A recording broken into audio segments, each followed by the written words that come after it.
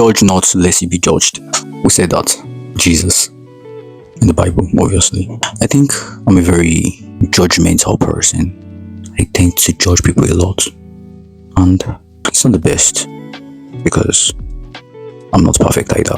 I'm definitely not perfect. I am far from being perfect. But for some reason, I always tend to see the wrong people do. I tend to see the wrong people do more than the wrong things I'm doing. And in a very sycophantic way, I'm also a very big hypocrite. I'm probably the biggest hypocrite in 2025. So right now, I'm at that amorphati phase whereby I try to self-reflect to know if I'm doing the right thing or the wrong thing. So I know for a fact that I'm doing the right thing. I mean, I'm not perfect. I make mistakes. But I know I'm doing the right thing to a large extent.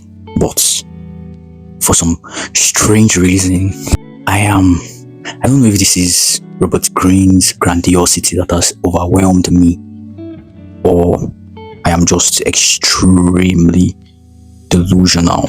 At this point, I probably have a touch of grandiosity and delusions intertwined in my psyche.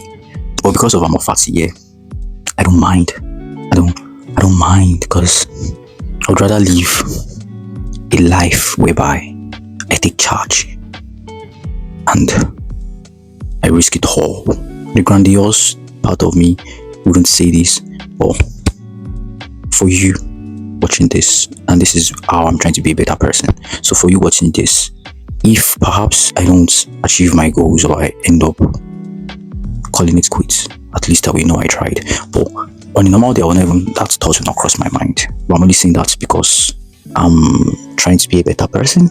But in a way, right now I feel sad because I feel like I have betrayed myself, even uttering such ungodly statements, because I feel like every word that comes out from your mouth as a person is a prophecy. So you are responsible for whatever it is that you prophesize into your life. So right now, my amorphati phase of existence is going rather smoothly because I feel like the paths are aligning. Okay, I was trying to find something to talk about on ChatGPT, but the topics were rather boring and they were just so generic. Basically, every single thing it suggested was every single thing you would see online, which blows my mind because you see people talking about the same thing and they have like so many things, so many views and likes, but everyone is just talking about the same thing and it's so generic and just the same thing. Moral lesson is that, and as much as I am very consistent, I've realized that consistency is just part of the equation and you actually need my videos to be better, because trust me, first thing on my mind when I wake up in the morning is my work, and last thing on my mind is my work. And it's not because I'm even trying to make money or anything, it's just because I am mesmerized by my work. The only problem is my recurring students having a beef with me. But then last night when I was praying and I slept, and when they say the angel of the Lord came to me, so I was like, who's this guy? But literally, the angel of the Lord came to me and they told me that I should go and apologize to my students. So this morning I went and apologized to all of them. And for some reason they took it very well. So shout out to the angel of the Lord. So now I'm in a crossroad whereby, and as much as I love my work, I hate the fact that I can't, or I can no longer not even provide for myself, but provide for my loved ones. Because you see, this is very personal. I'm going to share it with you because this is my life's work. So what is there to hide anyways? You see, my father calls me his pillar. And not really does he call me his pillar, he calls me the pillar. Basically, he says I am the pillar that holds his family. Literally, when I was coming to the UK, we had because my dad and I were quite close, so we had this conversation when we go for Sunday drives every Sunday. He has this radio program that he loves to listen to. So we're going on our Sunday radio drive, and then we're talking. Then I was like, "You're my pillar." Then he rephrased, was like, "You're the pillar that holds the family." And then that's when I come here, I should focus on my mission and my vision. And I held on tight to these words. And then my mom gave me one write-up like that. Maybe I can still find it. Probably can find it. Probably in my box or something, which is nice and sentimental, and I love it. But you see, it's coming from my dad. It was different, which is why I feel like living in the 21st century is quite scary, especially with people that are single parents. I think growing up without a father or growing up in a single parent's household is enough to actually not only deprive you from experiencing a very beautiful and glamorous and special part of life that money cannot buy, and even nothing can come between it. Right.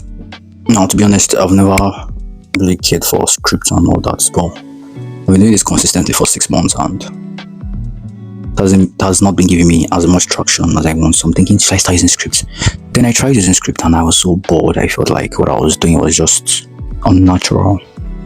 So it's like, am I going to do what I'm doing to try and make money, or should I just do it for the love of it? So back to my rant. It's not a rant, I'm actually sharing something very special with you guys right now. So my father said all that to me, and it was all emotional and everything, and I was like, this is so emotional, Jesus Christ. I was in Nigerian. There's this thing called Thanksgiving Sunday.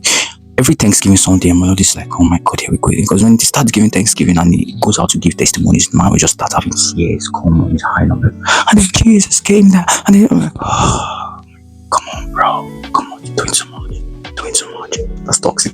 Now, as an individual, whatever life throws at you is not really cruel, brutal. It's not really as bad as it is, because most of the damage from whatever comes to you, comes your way, comes to your life as a person, starts from the mind. And the truth is, I think it was Alexander the Great that said this, that nothing is really as hurtful or as painful as it is in the physicality of it. It's only that bad based on your interpretation. And here is where I would always come with the amorphacy, wherever I would tell you that whatever it is that is happening to you, you should enjoy it. If that makes any sense, because life in itself is a journey. Because life is a journey, you shouldn't try to skip any part of it. Life is a movie. It's the best movie you would ever watch, because it's your own movie and you are literally the main character. You can choose to play background character in your life, but you're still the main character. You're just a background main character because it's your life. And if you're the main character of your life, then you should live like the main character. You should be involved with it. And even when things in the conventional definition of explanations feels like it's not going your way, it's still mesmerizing and something that is what for you to be marveled at, because that is a story for you to tell, and it is very personal. It's not something that can be replicated, that can be bought, and to be forever etched in time. And even when we no longer cease to exist, it is something that would live on in the universe.